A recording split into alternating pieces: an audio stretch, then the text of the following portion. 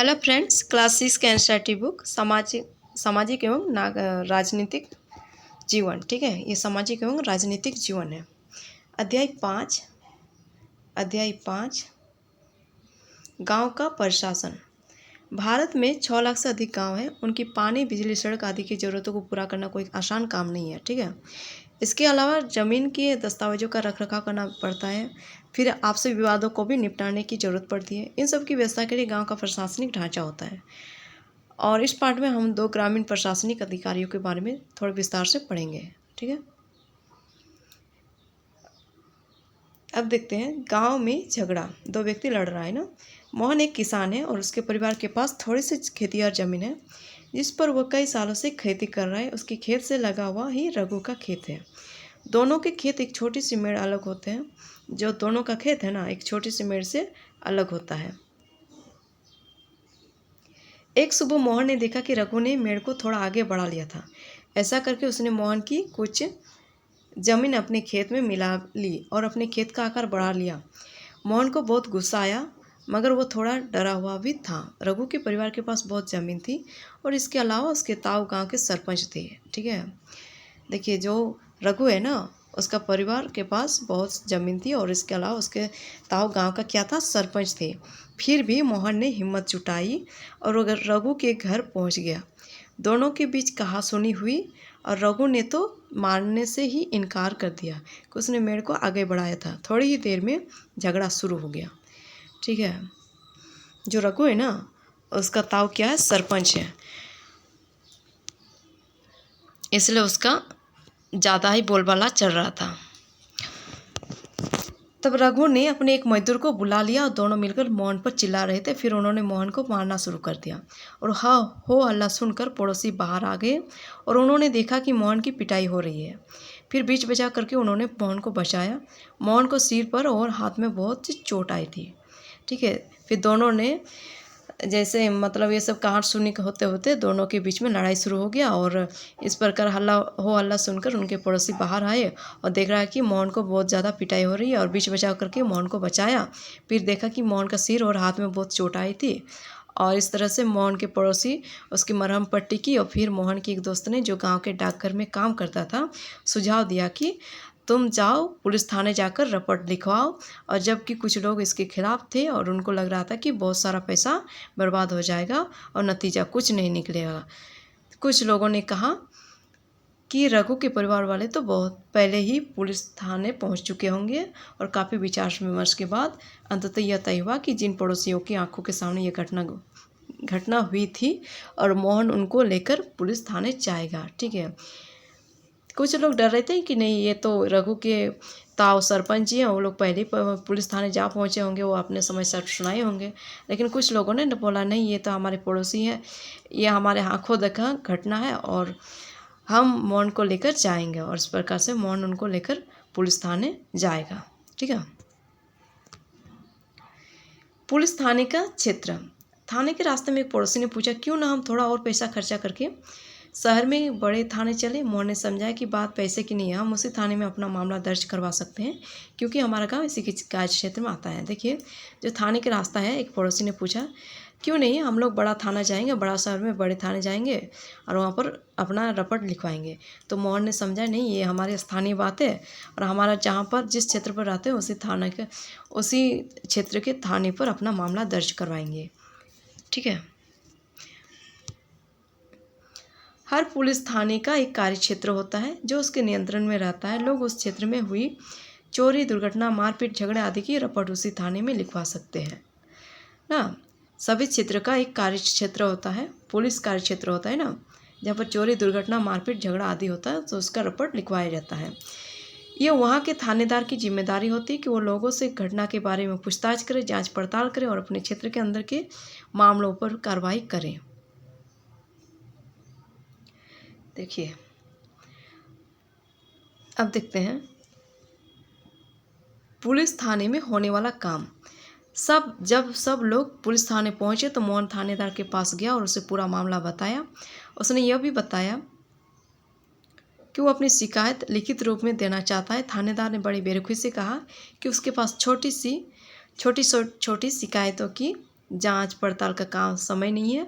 और मोहन ने अपने घाव भी दिखाए, लेकिन थानेदार पर कोई असर नहीं हुआ। मोहन हैरान था कि उसकी शिकायत आखिर दर्ज क्यों नहीं की जा रही थी।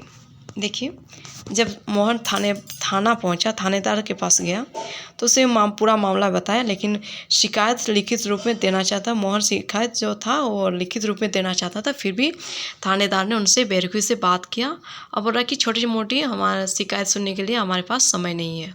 ठीक है, तो फिर मोहन ने अपना घाव भी दिखाया, तब भी थानेदार नहीं मान रहा था।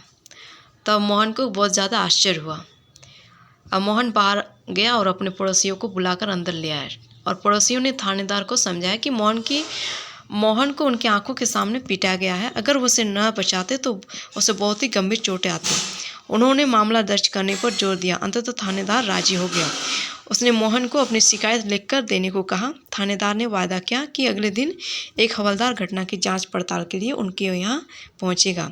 देखिए, जब मोहन पहुँचा तो उनका बात कोई विश्वास नहीं कर रहा था, मतलब थानेदार विश्वास नहीं कर रहा था।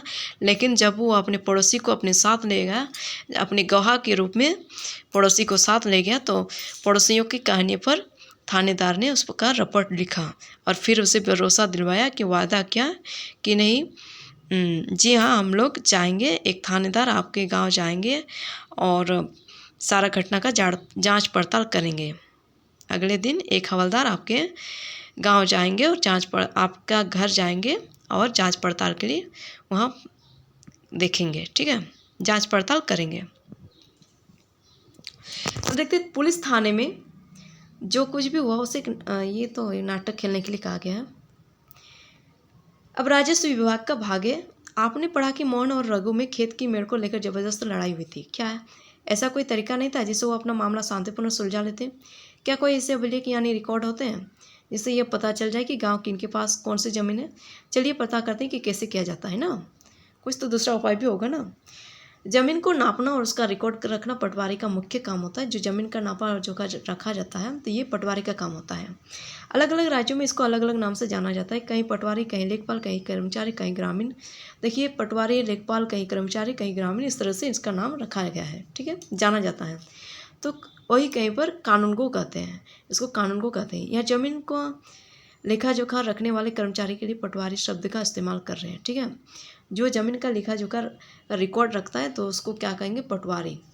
प्रत्येक पटवारी कुछ गाँव के लिए जिम्मेदार होते हैं। फिर अगले पृष्ठ पर दिए गए नक्शे और उसके अनुसार पढ़ने खसरे यानी रजिस्टर के विवरण को देखना, और यह पटवारी द्वारा रखा गया गांव के लोगों की जमीन के रिकॉर्ड का एक हिस्सा है। अगले पृष्ठ पर देखेंगे। ठीक है, आमतौर पर पटवारियों के पास खेत नापने के लिए अलग अलग तरीके होते हैं। जो पटवारी होता है ना, उसके पास खेत नापने के लिए अलग अलग तरीका होती है। कई जगहों पर वो एक लंबी लोहे की जंजीर का इस्तेमाल करते हैं। कई जगह पर लोहे के जंजीर का इस्तेमाल करते हैं। ओके, और इसे जरीब कहते हैं। जो जंजीर होता है ना, उसको क्या कहेंगे? जरीब। ऊपर दी गई कहानी में पटवारी मोहन, जो पटवारी है, पटवारी किसानों से भूमि कर भी इकट्ठा करता है। जो पटवारी है ना, वह किसानों से भूमि कर भी इकट्ठा करता है और सरकार को अपने क्षेत्र में उगने वाली फसलों के बारे में जानकारी देता है। यह काम वह अपने रिकॉर्डों के बारे में, यानी रिकॉर्डों के आधार पर करता है ना। इसलिए जरूरी है कि वो उनको समय समय पर दुरुस्त करता रहे। किसान कई बार फसल बदल देते हैं, कुछ और उगाने लगते हैं ना। किसान तो कई बार ऐसा होता है कि अपना फसल बदल देता है और कुछ और उगाने लगता है। देखिए, ये पटवारी द्वारा एक रिकॉर्ड है ना। एक खसरा कहलाने वाले इस रिकॉर्ड में पटवारी ने नीचे दिए गए जमीन के नक्शे के मुताबिक सूचनाएं भरी है, और इससे पता चलती है कि जमीन का कौन सा टुकड़ा किसके नाम है। और इस रिकॉर्ड और नक्शे को देखना और मोहन और रघु की जमीन से संबंधित सवालों का जवाब देना है। ये सवाल जवाब देने के लिए कहा गया है। देखिए, नंबर 1, क्षेत्र हेक्टेयर में जमीन मालिक का नाम, पिता पति का नाम, यदि बटाई पर है तो दूसरे किसान और का नाम और बटाई का हिस्सा। अगर जमीन किसी बटाई का है, 2 भाग पर है, 2 जन के नाम पर है, तो उसका बटाई का नाम, और इस साल जोती गई जमीन, फसल, क्षेत्र, अन्य फसलें, प्रति जमीन और सुविधाएं। Number 1, column number 1, number 2, number 3 इस तरह से दिया हुआ। जो हेक्टर में है तो 0.75 हेक्टर है, और इसमें जो जमीन का मालिक है वो मोहन वल्द राजाराम। फिर गांव अमरापुरा ज़मीन का मालिक है। और यदि बटाई पर है तो है होगा, नहीं है तो नहीं होगा, नहीं है। फसल क्या है? सोयाबीन है। और कितने क्षेत्र पर? यानी 0.75 हेक्टेयर पर है और अन्य फसलें नहीं है। इस प्रकार से कॉलम नंबर 2 में देखते हैं 3 हेक्टेयर है और रघुराम वल्द रतनलाल और गांव अमरापुरा ज़मीन का मालिक है, कोई बटाईदार नहीं है। फसल क्या है? गेहूँ। और कितने जगह पर? तो 2.75 हेक्टेयर पर है। अन्य फसल 1.75 पर उगाया है और प्रति जमीन कितना है? 0.25 यानी। और फिर क्या सुविधा है? कुआं का जल ना, कुआं चालू, ये जो है कुआं चालू है। अब तीसरा नंबर पे देखते हैं 6 हेक्टेयर ज़मीन है, मध्य प्रदेश, सरकारी घास का मैदान है और कोई पट्टादार नहीं है और कोई फसल नहीं है, इसमें भी कोई फसल नहीं है। फिर कुआं एक ही है चालू, ये चारागाह के लिए है, ठीक है। कुआं चालू है लेकिन ये पानी किसके लिए यूज किया जा रहा है? तो ये चारागाह के लिए। ये घास किसके लिए यूज किया जा रहा है? चारागाह के लिए ना। इस प्रकार से दिया गया है। और अब देखते हैं 1 2 इधर, फिर 3 4 5 6 7, इस प्रकार से नक्शा बनाया गया है। जो ये वाला लाइन है सीधा, ये सीमा है। इस तरह का जो डस्ट दिया हुआ है ये चारागाह के लिए है। अब जो ये वाला है ना, कच्ची सड़क है,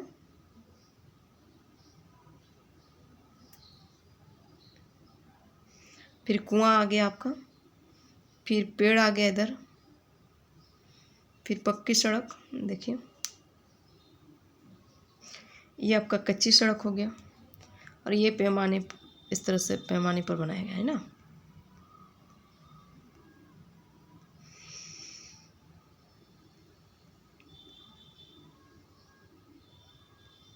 अब देखते हैं आगे।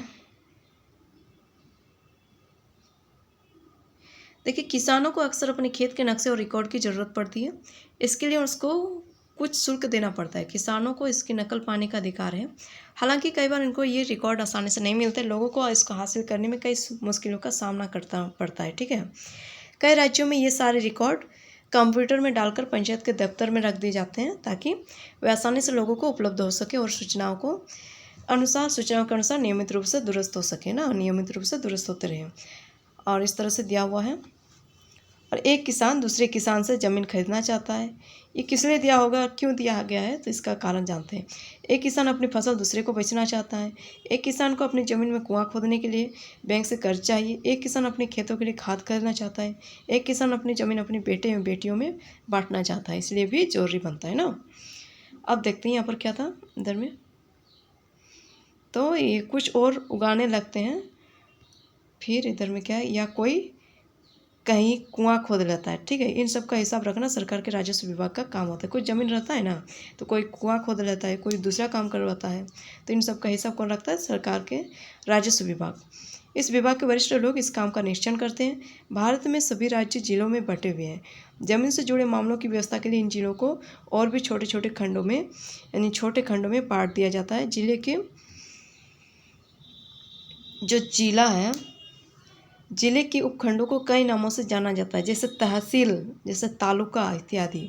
सबसे ऊपर जिला अधिकारी होता है, इसके नीचे तहसीलदार होते हैं। सबसे ऊपर क्या होता है? जिला अधिकारी हो गए, इसके ऊपर तहसीलदार, और उन्हें विभिन्न मामलों को निपटाना होता है।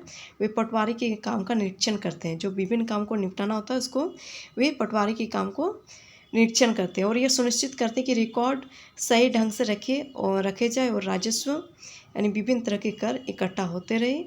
और वे ये भी देखते हैं कि किसानों को अपने रिकॉर्ड की नकल आसानी से मिल जाए। जो रिकॉर्ड रखा गया है ना, तो उसको किसानों को आसानी से मिलना चाहिए। और विद्यार्थियों को ज़रूरत पड़ने पर जाति प्रमाण पत्र आदि भी जारी करते हैं। और तहसीलदार के दफ्तर में ज़मीन से जुड़े विवाद के मामले सुने जाते हैं ना। जो तहसीलदार हैं वहाँ पर ज़मीन के मामले के विवाद सुने जाते हैं। एक नया कानून, हिंदू अधिनियम धारा 2005। जब हम उन किसानों के बारे में सोचते हैं जिनके पास ज़मीन है, तो आमतौर पर हमारे ध्यान में पुरुष होते हैं, ठीक है। जिस किसान के पास ज़मीन है, तो ये आमतौर पर हमारा ध्यान किसके पास होता है? पुरुष के पास है। महिलाओं की हैसियत की खेतों के काम में एक मददगार भर की मानी जाती है। जो महिला की हैसियत है तो वो एक खेत में काम करने किस हिसाब से, तो मददगार मतलब सहायता के रूप में काम करने का हैसियत के अनुसार मानी जाती है, और उनके बारे में जमीन के मालिक के रूप में कभी नहीं सोचा जाता है। तो अभी तक कई राज्यों में हिंदू औरतों को परिवार की जमीन में हिस्सा नहीं मिलता था, पर पिता की मृत्यु के बाद जमीन बेटों में बांट दी जाती थी। हाल ही में ये कानून बदला गया है और नए कानून के मुताबिक हिंदू परिवार में बेटों बेटियों और उनकी माँ को जमीन में बराबर हिस्सा मिलता है, और यह कानून सभी राज्यों और केंद्र शासित प्रदेशों में भी लागू होगा। ठीक है, देखिए जो पहले था ना, तो ये लड़कियों को ज़मीन नहीं दिया जाता था, लेकिन 2005 के नियम के अनुसार, नए कानून के अनुसार अब हिंदू परिवार में बेटा और बेटियों दोनों को समान अनुसार ज़मीन का बंटवारा दिया जाता है, ज़मीन का हिस्सा दिया जा सकता है उनके पिता की मृत्यु के बाद। ठीक है, फिर उसके माँ के नाम पर भी रखा जा सकता है। इस प्रकार से नया कानून बना 2005 के अनुसार, और इस कानून में से बड़ी संख्या में औरतों को फायदा होगा। उदाहरण के लिए सुधा एक खेतिहर परिवार की सबसे बड़ी बेटी है, वह शादीशुदा है और पास के